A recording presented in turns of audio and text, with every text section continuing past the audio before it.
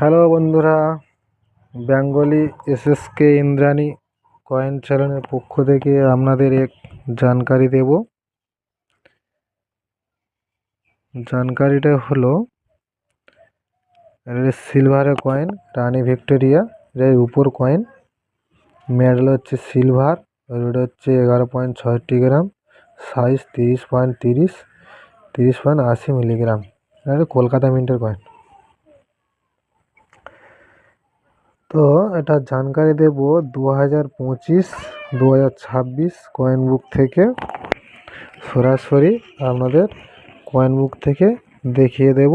যদি কোনো প্রবলেম হয় আমাকে ফোন করবেন এবং আমাকে কমেন্ট করে জানাবেন।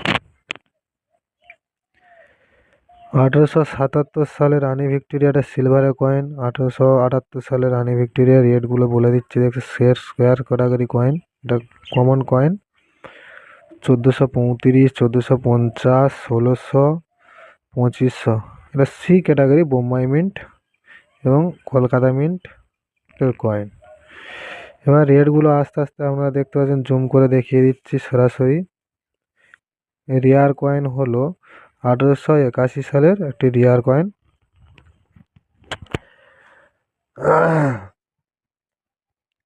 আরেকটি তোমাদের সামনে দেখিয়ে দিই এক সাইডে কয়েন বুক থেকে।